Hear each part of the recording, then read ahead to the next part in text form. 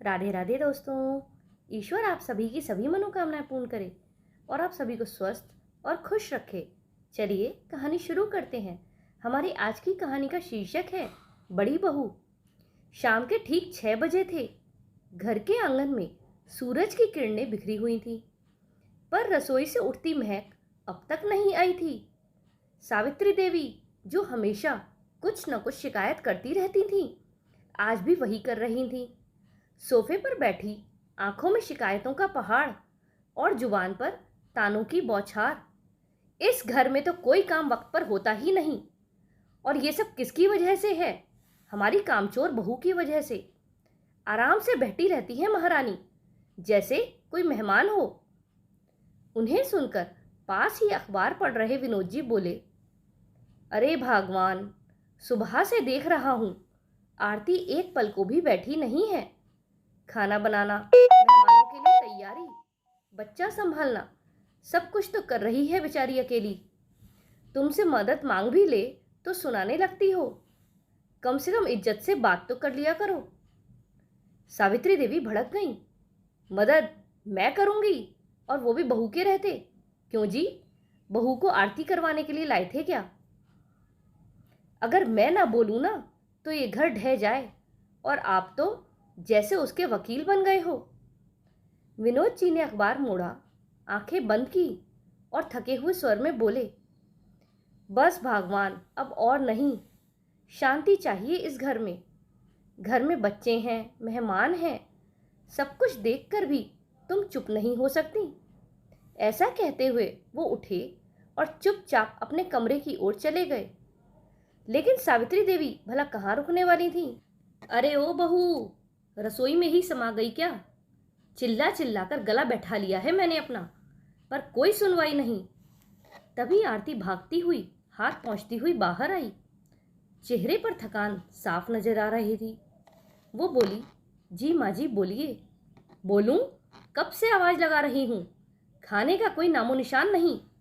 अभी सब आने वाले हैं, और तू अभी तक रोटियां भी नहीं सेक सकी। आरती ने थके हुए स्वर में कहा, माँ जी, काम कर तो रही हूं, अकेली हूं ना, थोड़ा समय ज्यादा लग जाता है। तो क्या, हमने भी तो अकेले ही घर चलाया है, कभी बहाने नहीं बनाए।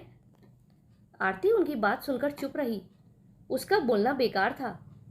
उसे पता था जवाब देना तो जैसे एक और जुर्म हो। अब यहाँ खड़ी खड़ी मेरा मुंह क्या देख रही है? जा यहाँ से और जल्दी जल्दी खाने की तैयारी कर। आरती चुपचाप आंखों में आंसू लिए वहां से चली गई, और सावित्री जी लगातार बड़बड़ाते हुए पूजा घर में पहुंची। पूजा घर में दिया बाती कर चुकी सावित्री देवी फिर से चिल्लाई, आरती, तेरे पापा की दवाई का वक्त हो गया है, खाना परोस दे, वरना फिर चक्कर आने लगेंगे उन्हें, और तेरे देवर देवरानी ननद नंदोई भी आते ही होंगे। आरती दौड़ती हुई रसोई में गई। थाली में सादगी से सजा खाना लेकर ससुर जी के पास पहुंची। तभी आदित्य, सोनम, पायल और विनय जी घर में दाखिल हुए। उनके आते ही सावित्री देवी का चेहरा खिल उठा। उन्हें देखकर सावित्री देवी जोर से बोली, आरती, पानी तो लेकर आ, बच्चे बाहर से आए हैं। आरती फिर से रसोई में गई।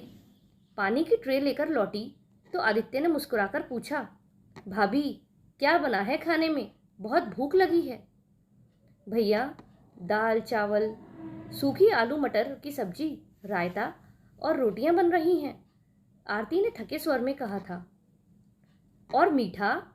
मीठे में कुछ नहीं बनाया आपने? पायल ने झट से पूछा। आरती कुछ कहती उससे पहले ही सावित्री देवी का व्यंग तीर की तरह चल पड़ा।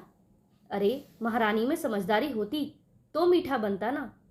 हाथ पैर तो ऐसे चलाती हैं जैसे महारानी महलों में पली हों। कभी समय पर खाना बनाया है इसने? हर बार घर की इज्जत मिट्टी में मिलाती है। पायल और सोनम अपनी माँ की बात सुनकर हंस दी। वो हंसी आरती के दिल को छलनी कर गई। वो कुछ नहीं बोली, बस रसोई में जाकर चुपचाप रोटियां सेकने लगी। थोड़ी ही देर में बाहर से फिर से आवाज आई, अरे ओ महारानी, रोटी ही सेकती रहोगी या परोसोगी भी? तुम्हें पता भी है सबको कितनी भूख लगी है। बाहर से आए हैं बेचारे बच्चे, और तुम हो कि खाली रोटियां सेकने में लग रही हो। जल्दी जल्दी खाना परोसो। आरती की आंखें ये सब सुनकर अब छलकने लगी थीं, पर उसने अपने आंसू पोंछ दिए। वो जानती थी इस घर में उसके दर्द को कोई नहीं देखता। हर बार छोटी बहू और बेटी का विशेष सत्कार होता, क्योंकि छोटे बेटा बहू दूसरे शहर में नौकरी करते हैं और वो महीने में सिर्फ 4-5 दिन के लिए ही आते हैं। तो सास ये समझती कि ये तो मेरे हीरा हैं, नौकरी करते हैं, उन्हें तो कोई काम करना ही नहीं चाहिए, और उन्हें सिर पर बिठा कर रखती। और बेटी तो मजाल है कोई काम कर दे। और वो तो इस घर में रहते हुए भी पराई सी थी।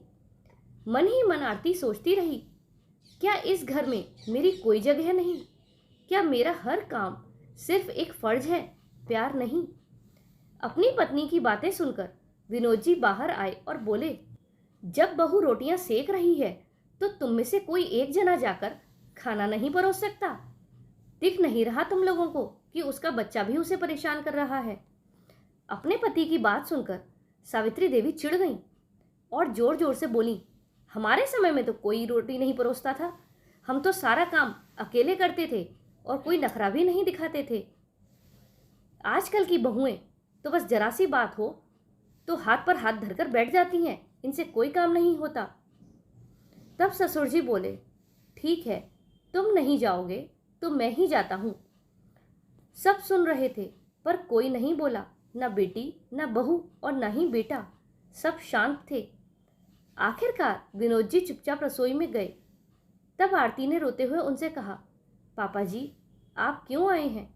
मैं कर रही हूँ ना, बस थोड़ी सी रोटियां बची हैं, इन्हें सेक कर फिर मैं खाना लगाती हूँ। मैं इसीलिए थोड़ी रोटी सेक कर रख रही हूँ कि एक साथ सब बैठेंगे तो कहीं रोटियां कम ना पड़ जाएं। तब ससुर जी बोले, नहीं बहू, आज तो मैं ही करूँगा, क्योंकि आज मैंने तुझे टूटते हुए देखा है और मैं ये सब और बर्दाश्त नहीं कर सकता। तब उन्होंने डाइनिंग टेबल पर जाकर खुद अपने हाथों से सबकी थाली लगाई।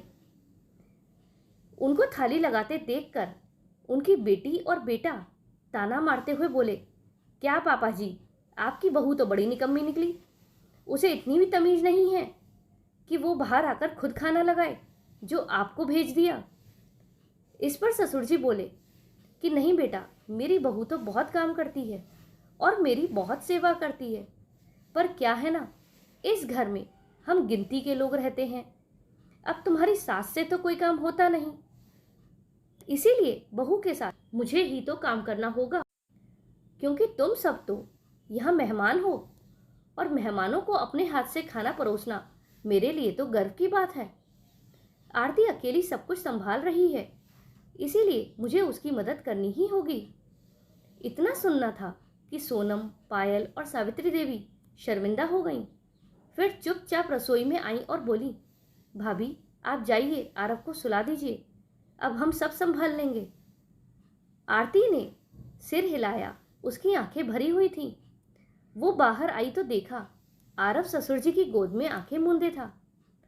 आरती ने ससुर जी से आरव को गोद से लिया और धीरे से बोली, पापा जी, अगर आप नहीं होते तो शायद आज मैं टूट ही जाती। तब विनोद जी ने उसके सिर पर हाथ रखकर बस इतना ही कहा, बेटी, तू इस घर की बहू नहीं है, तू तो इस घर की सांस है। तेरे बिना ये घर बरस से खामोश दीवार है। दोस्तों, आपको ये कहानी कैसी लगी कमेंट में ज़रूर बताइएगा। अगर पसंद आई हो तो वीडियो को लाइक करें और चैनल पर नए हो तो चैनल को सब्सक्राइब करें। हमारे साथ अंत तक बने रहने के लिए धन्यवाद। जय श्री राधे।